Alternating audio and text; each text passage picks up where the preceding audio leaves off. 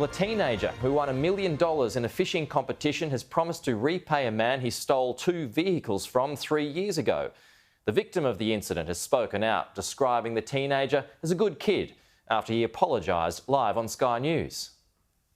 It was the catch of a lifetime, $1 million fish that has teenager Keegan Payne set for a bright future. But it's also raised some questions about his past. Today there is a claim online that you stole a Polaris Ranger and a Polaris Quad that you and your friends stole and damaged from a business a few years back. First of all, is that true?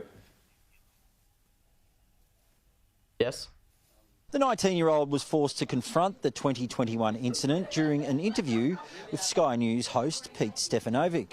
So is there anything that you'd like to say to that business if they're watching this morning? Bob Cavanagh, finally done it.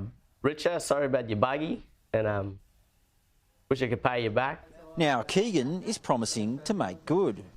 Yeah, I'm very sorry. Sorry for you and your wife and your business.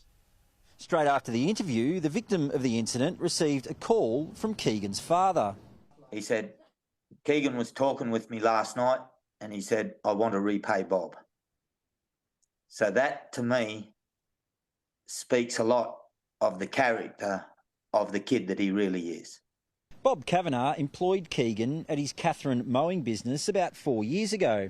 About a year later, during the COVID-19 lockdown, Keegan and a friend stole the 2 vehicles. I did inform the police that I didn't want to take it any further through them because as far as I was aware, both Keegan and his mate had no prior history with the police. Instead, he organised a meeting with his parents, who he has known for 20 years.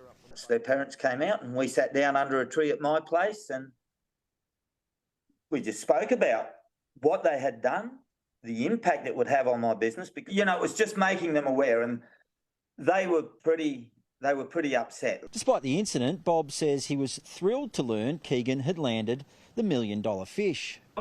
I just wish him success and good on him. If that gives him a boost to get his first home, whatever, hey, how good's that?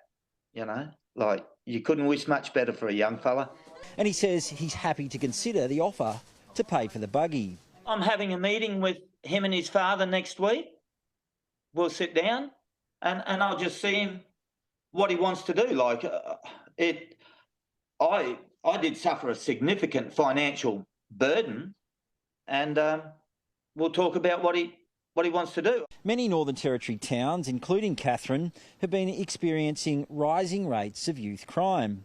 But Bob says Keegan's story is proof there can be a better way. I'm not an expert in the field, but I believe if we can get to these kids at an early stage before they get a long way down that crime trail and just go through things a little bit differently like I did with these boys, I reckon a lot of them can be turned around. Matt Cunningham, Sky News.